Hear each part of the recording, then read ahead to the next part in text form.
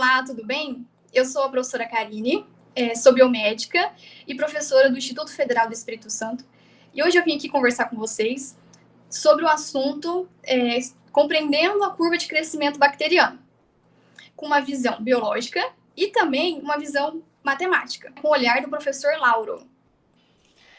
Bom, olá pessoal, eu sou o Lauro, sou professor de matemática também do Instituto Federal do Espírito Santo, campus Vila Velha, e essa apresentação que eu estou fazendo junto com a Karine é fruto de uma pesquisa realizada pelo aluno Daniel Queiroz, que é aluno do técnico em biotecnologia do nosso instituto, e a pesquisa é financiada pelo CNPq e pelo IFES, e desenvolvida no grupo de pesquisa em educação matemática e educação profissional, que é o EMEP. A gente vai falar então um pouquinho sobre essas fases do crescimento bacteriano, e a Karine vai começar falando um pouquinho para a gente qual a importância desse olhar. Isso mesmo, Lauro. Então vamos lá. Quando a gente fala em crescimento microbiano, né, e aqui a gente está chamando atenção para o crescimento bacteriano especificadamente, ele tem uma grande importância. Por quê? Ele serve para a gente compreender melhor como que é o comportamento do micro-organismo, conhecer como que ele se desenvolve, como que ele cresce, quando ele encontra condições favoráveis, como nutriente, temperatura, pH, água, né, umidade. E aí, diante dessas condições favoráveis, a gente consegue conhecer como que é o seu desenvolvimento. A aplicação disso, por exemplo, é para a indústria de alimento conhecer o desenvolvimento de um micro-organismo, para a gente descobrir novos tratamentos frente a bactérias. Então, ele tem uma grande área, né, de estudo, a gente entender como que funciona o crescimento do micro-organismo. E aí, a gente tem essa figura que representa as 4 fases que uma bactéria pode possuir. Ela começa com a fase lag, depois a fase log, depois a terceira fase seria a fase estacionária e, por fim, a fase de declínio ou a fase de morte. Tá? Então, são 4 fases que caracterizam o crescimento microbiano e, aqui no caso, das bactérias. Vamos começar falando, primeiramente, da fase lag. Nessa fase, aqui o micro-organismo está se adaptando ao meio que ele foi colocado. Então, ele tem pouca ou nenhuma reprodução celular. A bactéria está se nutrindo, ela está aumentando de tamanho, então ela tem uma intensa atividade metabólica. Para quê? Para sintetizar enzimas e moléculas que são necessárias, tá bom? E aí, graficamente, como é que a gente pode entender esse fenômeno?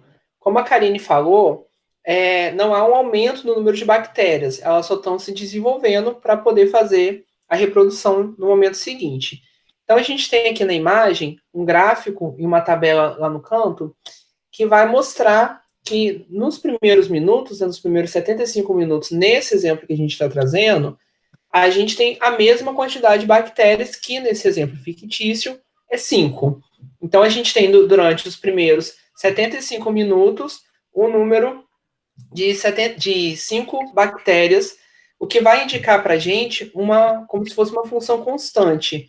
Vai ser uma reta que vai ficar paralela ao eixo X, né, do nosso gráfico, que nesse caso indica o tempo transcorrido. Então, vai ser uma parte constante dessa reprodução gráfica do crescimento bacteriano. Pois bem, passando essa fase de adaptação, ela entra para a segunda fase, que seria a fase log, ou também conhecida como fase exponencial. Porque nesse momento a bactéria ela vai começar o seu processo de reprodução. E esse processo de reprodução é uma divisão. E ela possui uma intensa atividade metabólica, tá? Então, essa fase é conhecida também como crescimento exponencial.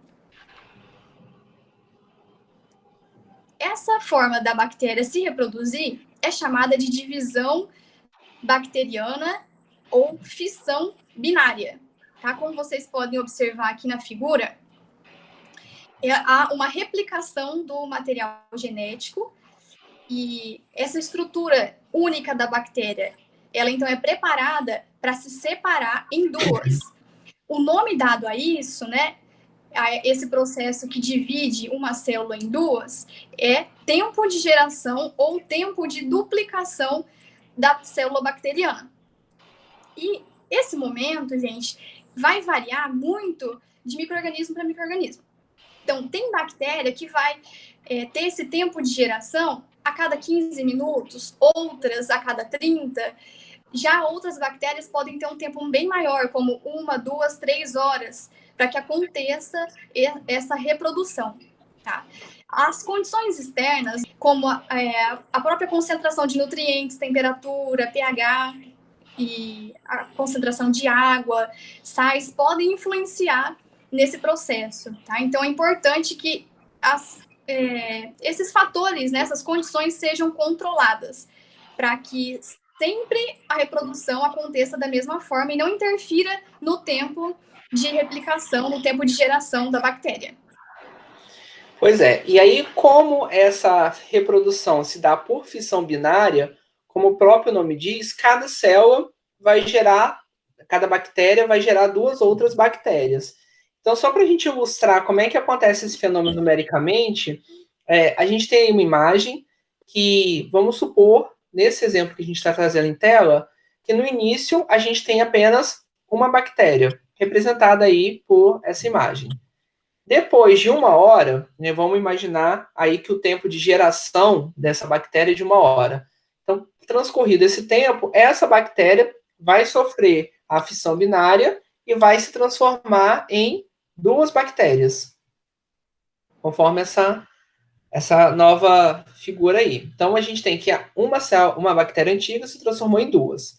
Quando passar mais 1 hora, a gente vai ter 4 bactérias, né, porque elas estão sempre se duplicando, sempre por fissão binária. Então, depois nós vamos ter 4, depois mais um tempo de geração, mais um ciclo, nós vamos ter 8 bactérias, e por fim nós vamos ter 16.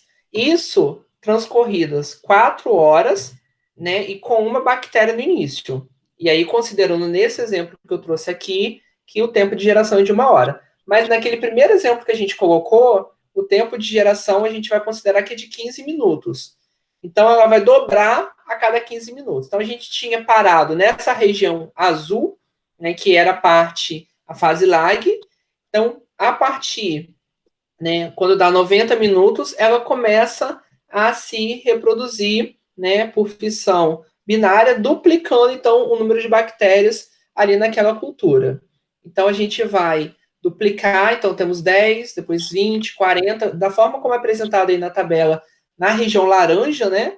Então, a gente vai ter uma curva que matematicamente a gente chama de curva exponencial, que vai, então, representar o fenômeno de crescimento das bactérias durante essa fase de reprodução, que é a fase log. Como essa reprodução ela permite uma duplicação, o número de bactérias vai ficando cada vez mais alto, o que pode dificultar, em algumas ocasiões, o trabalho do pesquisador que está investigando, por exemplo, a eficácia de um remédio. Então, para poder suavizar e diminuir essa diferença entre um intervalo e outro, ou seja, entre uma geração e outra, a gente usa o recurso do logaritmo para poder diminuir esse intervalo. Então, vamos entender melhor como é que isso acontece.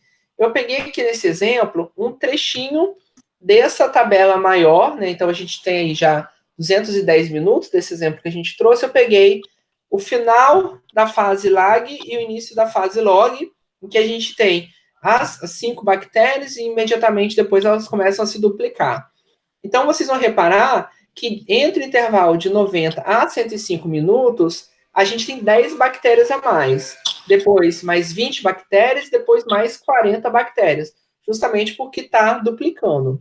Para poder diminuir essa variação, a gente pode aplicar o logaritmo. Então, se a gente aplica o logaritmo no 5, no 10, no 20, no 40, né, que é esse número n de bactérias, a gente vai obter uma variação linear a partir dos 90 minutos. Então, você vai perceber que, por mais que seja duplicando, ou seja, a quantidade de bactérias seja duplicando, pela propriedade do logaritmo, esse valor vai ser é representado linearmente por 0,3. E isso acontece por conta de uma propriedade que o logaritmo tem, né?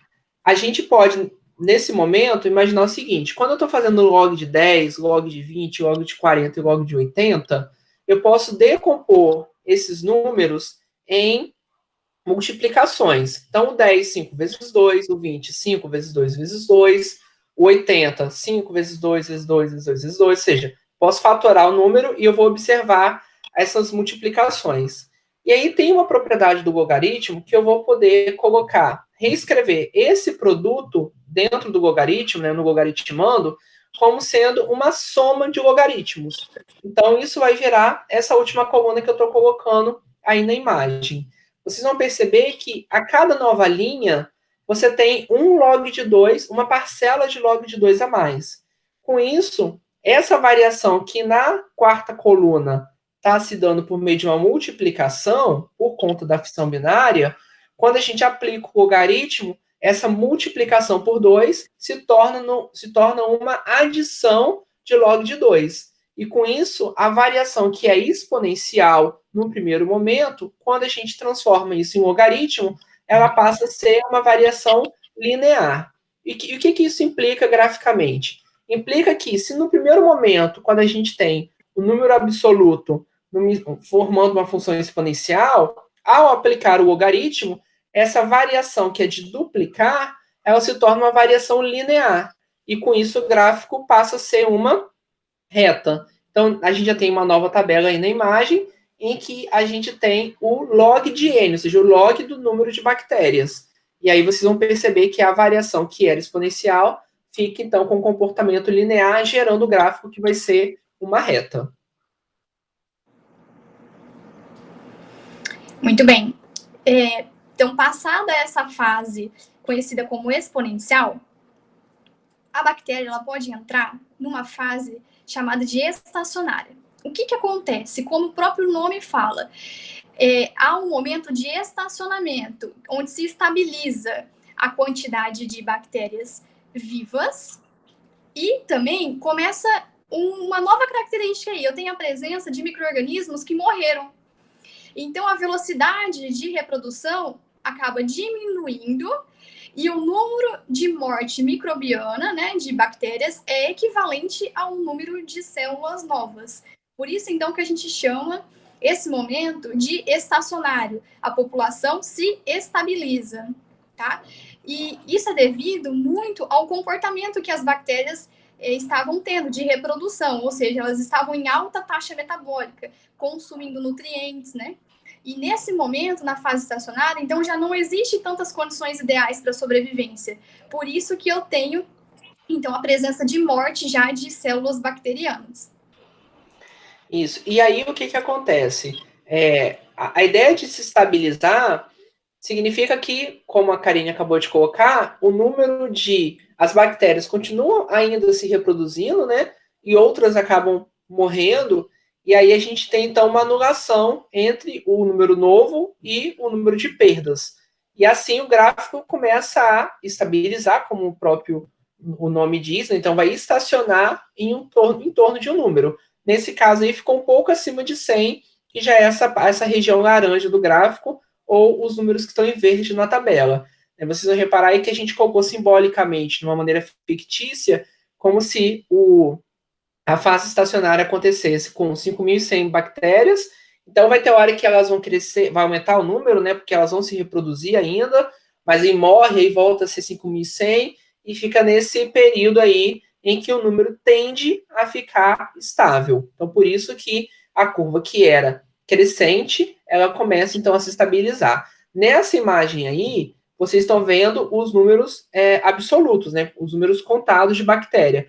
E se a gente transformar isso para o logaritmo, como a gente falou agora há pouco, isso não vai mudar no caso da fase estacionária. Por quê? Porque como o número estabilizou, está girando em torno de um mesmo valor, independente se eu aplico o logaritmo ou eu estou olhando o número absoluto de bactérias, eu vou estar realmente tendo uma quantidade fixa, né? Ou seja, eu não vou estar variando esse valor. Então, por isso que, nesse caso, independente se eu estou fazendo o log de n ou o próprio n, o número vai realmente representar graficamente como uma parte estável da imagem. E por fim, né, mas não menos importante, a gente tem a fase de morte. O que acontece nessa fase? O número de célula morta, ela excede o número de célula viva, né, de célula viável, que a gente chama. Por quê? Já não existem mais condições apropriadas para a vida desse micro-organismo, principalmente relacionado com o nutriente. Então, eu começo a ter um número muito grande de células mortas. E aí, essa fase, eu tenho um declínio, né? Então, por isso que é também chamado de fase de declínio ou fase de morte. E aí, esse fenômeno de morte também, assim como o fenômeno de crescimento, né, de aumento do número de bactérias, também vai ter um comportamento exponencial. Então, aí a gente está representando, claro, que a gente colocou números que não são matematicamente precisos, porque quando a gente vai olhar as culturas, a gente vai ter os valores variando, né, não vai ser precisamente a metade, ou um terço, ou qualquer outro valor que gere uma função exponencial, mas vai ter esse comportamento muito próximo de uma exponencial que vai ficando cada vez mais próxima de zero. E esse comportamento exponencial, ele tem um significado biológico que é o seguinte: no início, logo quando termina a fase estacionária, o número de bactérias que morrem é muito grande. E à medida que o tempo vai avançando, o número de bactérias que morrem vai diminuindo. Então, por isso que ela tem uma queda brusca e depois vai diminuindo o número de bactérias até ficar cada vez mais próximo de zero. E aqui a gente tem esse mesmo fenômeno representado agora com o logaritmo. Então, da mesma forma que o crescimento, quando aplicamos o logaritmo, vira uma reta crescente, agora quando a gente tem a fase de morte, que também tem comportamento exponencial, quando a gente aplica o logaritmo, ela se torna uma reta pelas mesmas propriedades que eu falei agora há pouco. Assim, então, pessoal, a gente acabou de ver as 4 fases, né, do crescimento bacteriano. Fase 1, fase lag, fase de adaptação da bactéria. A segunda, que seria a fase log, que é a fase de crescimento, reprodução exponencial da bactéria. A terceira fase, que é a fase estacionária, onde aí a bactéria entraria em um equilíbrio em números de células vivas e células mortas. E a última fase, que é a fase de morte ou declínio, onde eu tenho uma grande quantidade já de células mortas.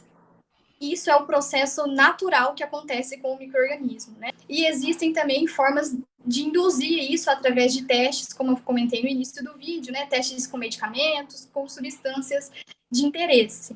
Tá? Então, essa é uma das grandes aplicações também do estudo com bacteriano, tá bom?